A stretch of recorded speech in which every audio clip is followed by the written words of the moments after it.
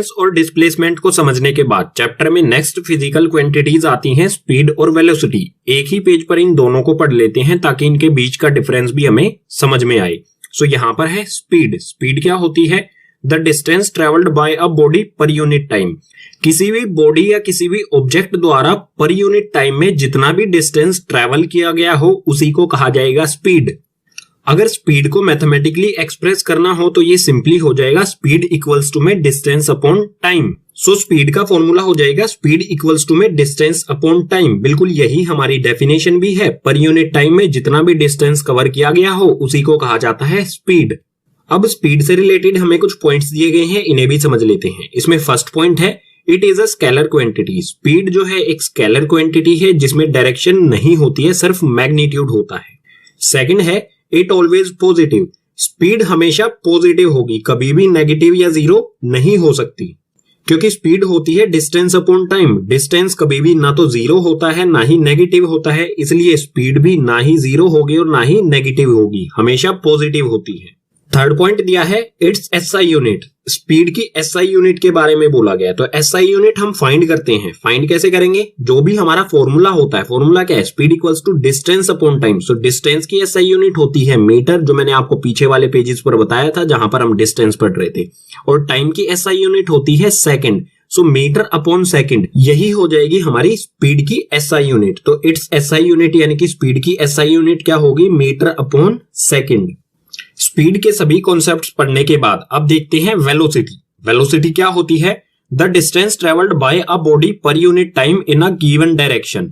Given direction में किसी body या किसी ऑब्जेक्ट द्वारा पर यूनिट टाइम में जितना भी डिस्टेंस ट्रेवल किया गया हो उसे कहा जाएगा वेलोसिटी। इसको अगर हम सिंपली डिफाइन करना चाहें तो ये हो जाएगा it is speed with direction. ये स्पीड होती है डायरेक्शन के साथ। अगर स्पीड के साथ साथ हमें एक स्पेसिफिक डायरेक्शन भी दी गई हो तो उसे कहा जाता है वेलोसिटी।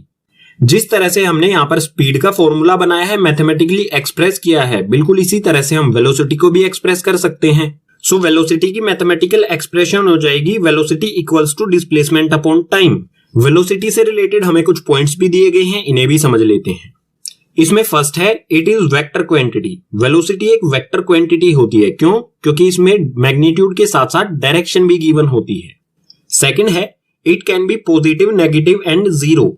वेलोसिटी पॉजिटिव भी हो सकती है, नेगेटिव भी हो सकती है और जीरो भी हो सकती है। पॉजिटिव कब होगी? जब हमारा डिस्प्लेसमेंट पॉजिटिव होगा। नेगेटिव कब होगी? जब हमारा डिस्प्लेसमेंट नेगेटिव होगा। और जीरो कब होगी? जब हमारा डिस्प्लेसमेंट जीरो होगा।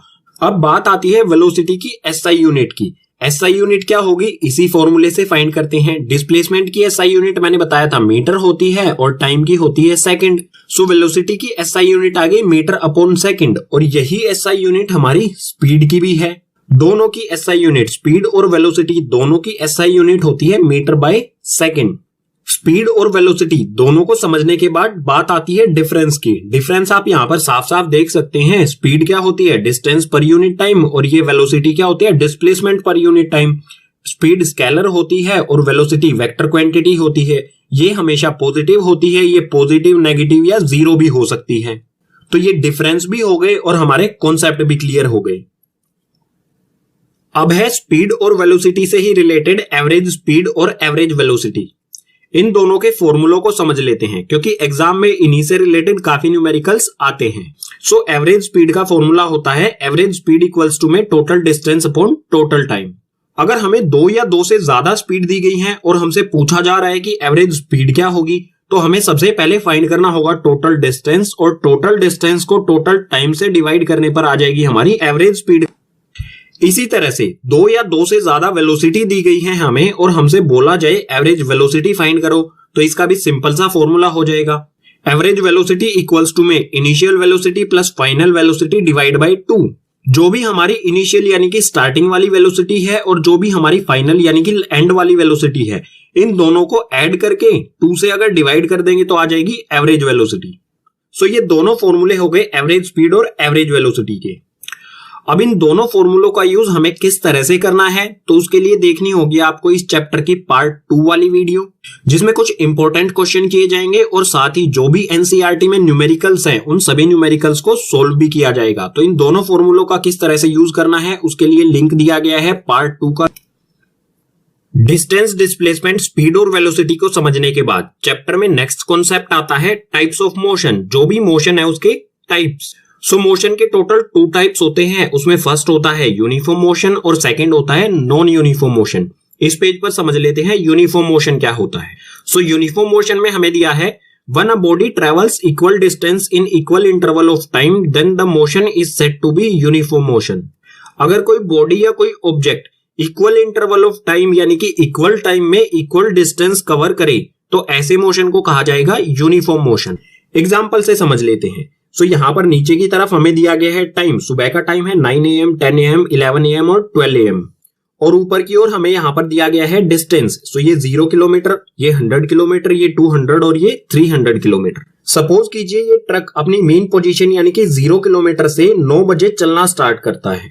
जब इसने चलना स्टार्ट किया तो उसके 1 घंटे बाद यानी कि 10 बजे इसने डिस्टेंस कवर कितना कर लिया, ये आ गया यहाँ पर। सो 0 से चला था 100 पर पहुंच गया 1 घंटे में, तो डिस्टेंस कवर किया इसने 100 किलोमीटर। बिल्कुल इसी तरह से 10 बजे यहां पहुंचा, फिर 1 घंटे बाद यानी कि 11 बजे ये पहुंच जाता है यहां पर। पहले 1 घंटे में इसने डिस्टेंस कवर किया था 100 किलोमीटर।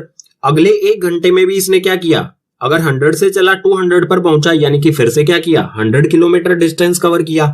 और वो भी सेम इंटरवल ऑफ टाइम में। यहां पर भी 1 आवर था, यहां पर भी 1 आवर यानी कि 1 घंटा। इसके बाद 200 से चल के ये पहुंच जाता है 300 किलोमीटर पर और यहां पर पहुंचता है 12 बजे। तो यहां पर भी 1 आवर का टाइम इसने कंज्यूम किया और टोटल डिस्टेंस कितना ट्रेवल किया, यहां पर भी 200 से लेके 300 यानी कि 100 किलोमीटर। तो आप देख सकते हैं पहले वाले आवर में ये 100 किलोमीटर चला, नेक्स्ट वाले आवर में ये 100 किलोमीटर चला, उससे अगले आवर में भी ये कितना चला, 100 किलोमीटर। यानी कि इक्वल इंटरवल ऑफ टाइम में ये इक्वल डिस्टेंस कवर कर रहा है। तो इस तरह के मोशन को कहा जाता है यूनिफॉर्म मोशन। अब अगर यूनिफॉर्म मोशन को ग्राफिकली शो करना हो तो वो किस तरह से किया जाएगा।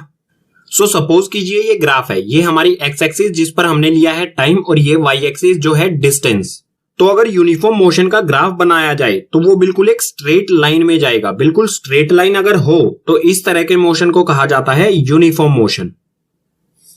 मोशन का सेकंड टाइप होता है नॉन यूनिफॉर्म मोशन। सो इसमें हमें दिया है when a body travel unequal distance in equal interval of time it is said to be non-uniform motion।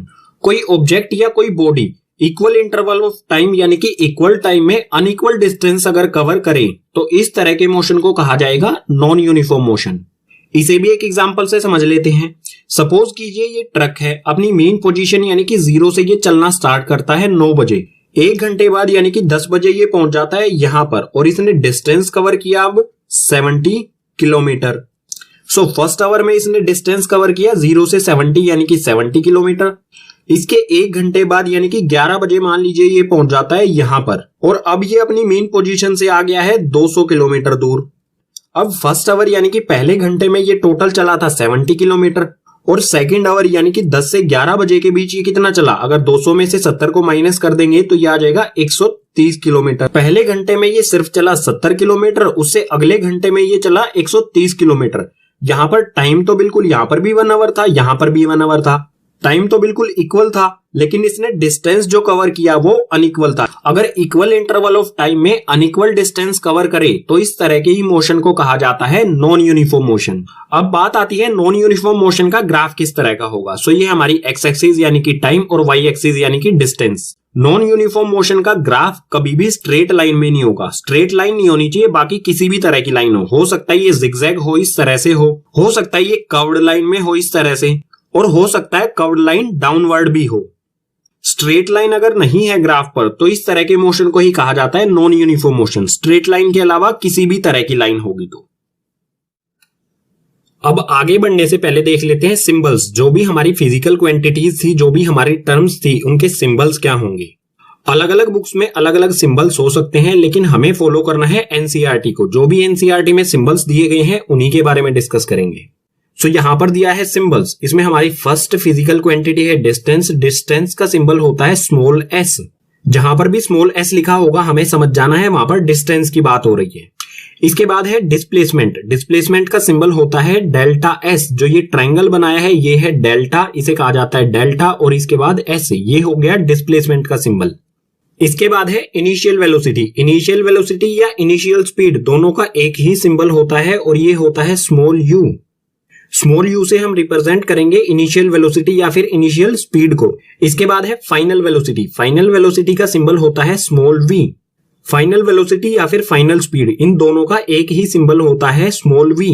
अब टाइम का सिंबल होता है स्मॉल टी। और इसके बाद है एसिलरेशन। एसिलरेशन का सिंबल होता है स्मॉल ए। और जो हमारी स्पीड या फिर वेलोसिटी होती है ये भी प्रेजेंट स्पीड या प्रेजेंट वेलोसिटी होती है। सो इन दोनों का सिंबल भी हो जाएगा स्मॉल वी। स्पीड और वेलोसिटी इन दोनों का सिंबल भी हो गया हमारा स्मॉल वी। अब यहाँ पर एक पॉइंट और क्लियर कर देता हूं, जो भी स्पीड या वेलोसिटी है इन दोनों को हम एक दूसरे की जगह पर यूज कर सकते हैं क्योंकि इनमें माइन्यूट सा डिफरेंट होता है।